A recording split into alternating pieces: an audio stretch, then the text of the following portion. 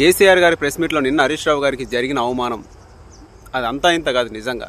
ఎందుకంటే పార్టీని బీఆర్ఎస్ పార్టీని కాస్త హరీష్ రావు ఎక్కడ గుంజుకపోతాడని చెప్పేసి బీఆర్ఎస్ పార్టీలో ఉన్న క్యాడర్ కూడా చాలా వరకు హరీష్ రావు గారి వెనకాలే ఉన్నది. కేటీఆర్ వెనకాల లేరు. కేటీఆర్కి ఏం చేయాలో అర్థం కాక నాయనా మన పార్టీ నా చేతిలో నుంచి వెళ్ళిపోయేటట్లుంది, నీకు దండం పెడతా, నీ కాలు మొక్తా, వచ్చి ప్రెస్ మీట్ పెట్టి హరీష్ రావుకు అవమానం జరిగేలా చేయి జరా, అటనని వెళ్ళిపోతాడేమో పొమ్మన లేక పోగెడుతున్నా హరీష్ రావు గారికి.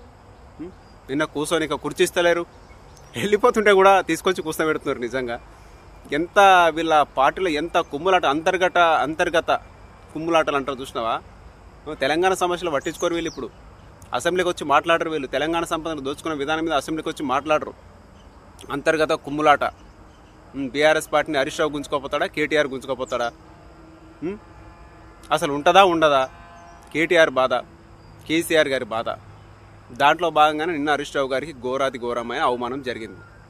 ఎందుకంటే నిజాన్ని చెప్పాలంటే తెలంగాణలో బీఆర్ఎస్ పార్టీ క్యాడర్ కేటీఆర్ వెనకాల లేరు, హరీష్ రావు గారి వెనకాల లేరు. అది కేటీఆర్ గారికి తెలుసు, కేసీఆర్ గారికి తెలుసు.